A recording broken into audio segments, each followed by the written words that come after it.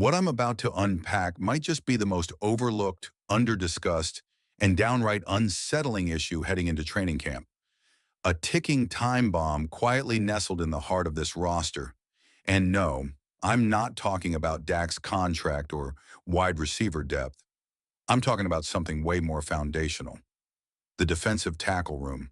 And let me tell you, this could become the Achilles heel of a team trying to chase a Super Bowl. It's Tom Downey here, and I need every real Cowboys fan to focus, because we've got a problem lurking beneath the surface that most casuals won't even blink at until it's too late. But trust me, it's real and it's urgent. And Nick Harris from the Fort Worth Star-Telegram just lit the fuse with his latest depth chart projection, predicting the Cowboys will carry 5 defensive tackles. But the twist? He suggests that not all 5 might be on this roster yet, which should immediately make you sit up in your seat, because that means even people close to the team are signaling, we are not ready in the trenches. Let that sink in.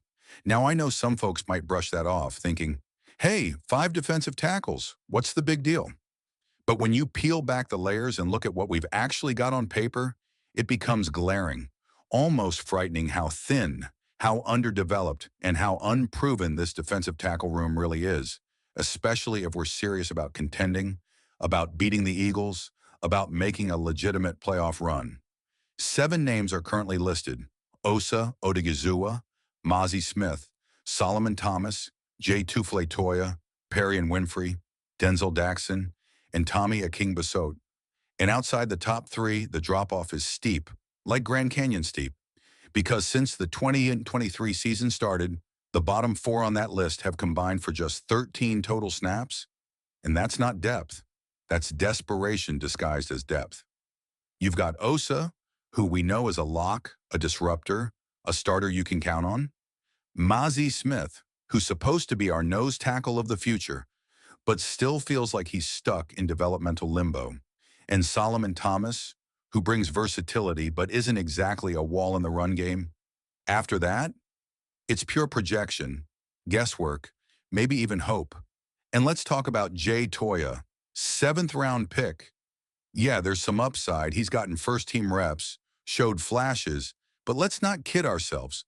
We haven't seen pads yet, no live contact, no real football, so it's all potential, no production. He's 340 pounds and fits that mold we desperately need at nose. But even with those pressure flashes, the fact we're penciling in a 7th-round rookie as DT4 should set off alarm bells. And it gets worse. Because Maisie, he's our nose tackle on paper. But there's still confusion surrounding his weight, his fit, his burst off the line. Is he 330? Below 300? Somewhere in between? It's like we're trying to build a fortress out of sand and then hoping no one notices when the tide comes in. Look, these are big boys, and if you're not anchoring the line with beef, with leverage, with proven run-stopping ability, then Philly and San Fran are going to run right through you. Again. Now let's take a closer look at the bodies in the room, and you tell me who strikes fear in the heart of an opposing offensive line. Aking-Basot, listed at 306 pounds. Daxon, 304. That's not nose tackle material. That's depth on a good day. Winfrey, 290. Osa, 280. These aren't trench monsters. These are 3 techs, pass rushing specialists, not gap-plugging enforcers. And yes, Solomon Thomas is listed at 256, which is either outdated or insane, because no way is he coming into camp at that size, right? At Stanford, he was 273, so let's assume he's bulked up, maybe closer to 280. But still, none of these guys are natural nose tackles. So what's the plan here? Roll the dice again like last year? Have Mozzie try to take a leap with a bunch of rookies and free agents behind him? It feels like deja vu, and not the good kind. Remember last season? We started with optimism, but by October we were scrambling, signing guys off the street, praying someone could hold the middle of the line, and still ended the year getting gashed up the gut in the biggest games. Now let's talk about the guys Harris thinks are locked in. Osa, Mozzie, and Thomas. Fair enough. But bubble players? That's Toya and Winfrey, 2 completely different archetypes and both incomplete packages. Toya brings size, run-stopping potential, but lacks polish. Winfrey brings disruption, but lacks bulk and has baggage. And let's not forget, he just came out of the UFL, so who knows where he's really at in terms of conditioning and readiness. Then we've got the work-to-do group, Tommy Akingbasat and Denzel Daxon. Tommy's got traits and maybe long-term potential, but he had one sack last year and looks like a practice squad stash at best. Daxon? He's here thanks to the International Pathway Program, and unless he pulls off something crazy in the preseason, he's just a 17th man exemption, not a contributor. So now ask yourself, does this room scream playoff caliber rotation to you? Because to me it screams, uh-oh, and I'm not the only one. Harris named potential free agent options, and while the market is dry, there are bodies available.